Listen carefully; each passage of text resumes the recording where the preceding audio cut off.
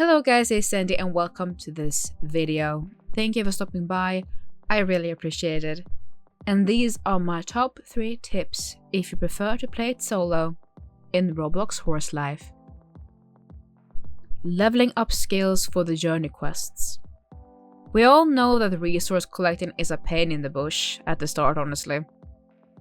I always found it annoying when it was time to get to it.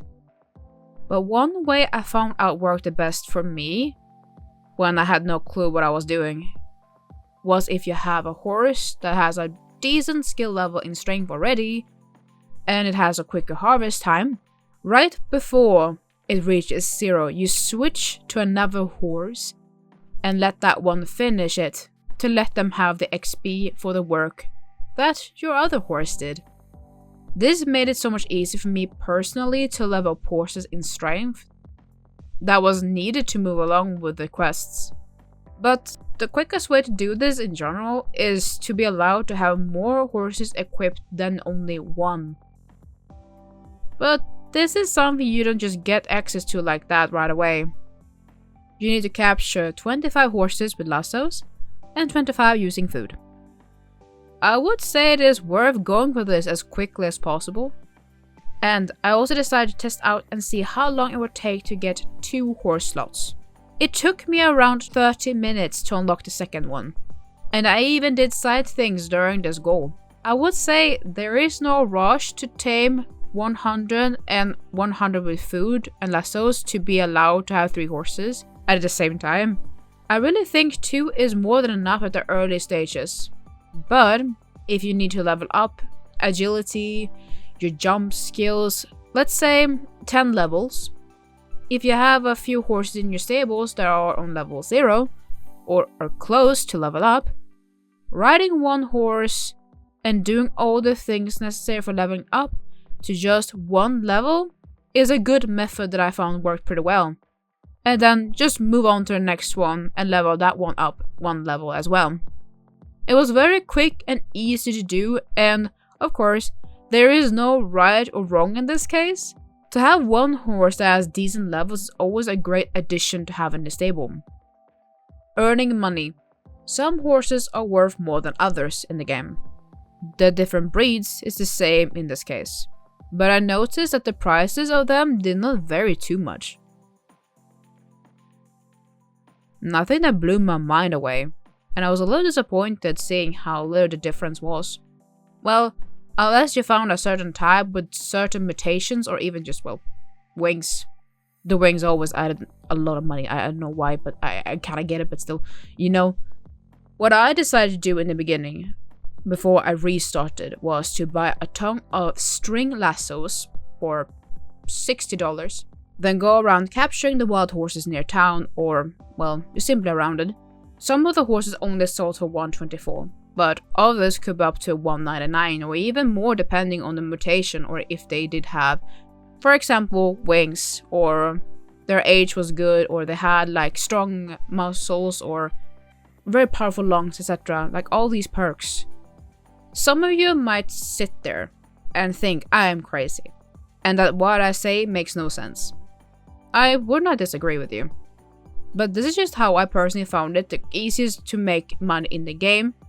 Consider also how quick it is to capture regular horses over the Bizors and the Equus, for example.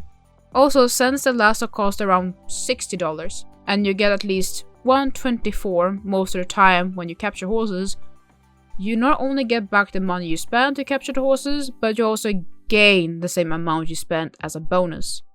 In other words, you don't lose anything with this. You can even use a cheaper lasso if you wanted to. It just take a little longer time to capture them. And I just personally found myself stuck with the string lasso since they can catch the Equus as well.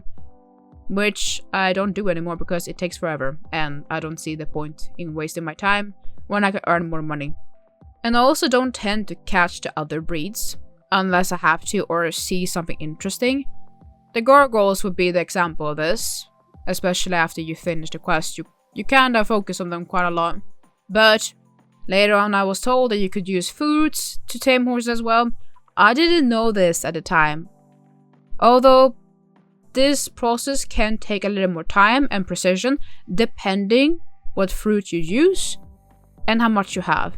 It is not a bad way of capturing horses, and in the end, if you want to be able to equip more horses in the future, this is a necessity to do eventually. Of course, I found out that multitasking is also a positive thing to do, and if you're like me who likes to multitask, then you won't have any problems. For example, if you harvest things in town while you shop for lassos or anything really, reducing your breeding cooldowns or trying to complete raising some of your skill levels while another one of your horses harvests for unit distance, that is 2 things in one. I also will say, I suggest having one horse in the beginning that you completely focus on. And if you unlock the 2 equip slots early, have your main horse in one slot all the time and switch between the second one as you need to. I have used Joker since the moment I caught him in the beginning, and it have helped me tremendously to have him next to a low level horse when I need to level up the strength skill. Gosh, I wish I knew these things before I made the first video. My last tip, and this is by far one of the most important ones that I found very necessary. Landmarks are your best friend. And some of you might know the value of landmarks, and some of you might think this is a weird tip to have on the list, but landmarks are there to help to guide the player to a certain point of interest, or just to make them look in a direction of the maker's choice. The landmark could be a huge tree, a broken bridge, or just something tall in the distance. Now, why is this in my top 3 tips? As far as I know, there is no map in the game, no compass, and yet I realized it is hard to get lost, especially when I was new. I did always find my way back to town after I was exploring, but also not sure how big the game world is. It was way bigger than I expected.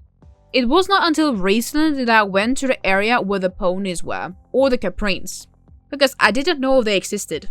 Once I found out where they were located, I looked around me to see what was standing out so I could find my way back in the future. Mainly, the bridge was a big role in this, or the ruin, and if I needed to head back to town, the road there was so iconic, and the town could easily be spotted from afar, since it is in a plain area. So, if you're just starting out in this game, pay attention to your surroundings. I wish I had done that the first hour I played, and eventually, you won't even need the landmarks anymore, because you'll be a top-notch explorer who can find their way without the aid of the land, and just use your witted mind. And of course, if a map exists or it will be added, well then, just enjoy the view of the amazing structures and landscapes. But the most important thing, if you have friends, well then, this experience will be even easier for you. I got so much help from the amazing people on my stream at the last journey quest I did on my main account, and the process was scarily quick.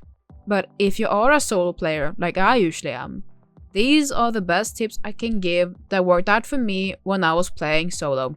Like I said, I decided to play from the beginning on my second Roblox account, from start to finish, to see how long it would take me to complete the journey quests.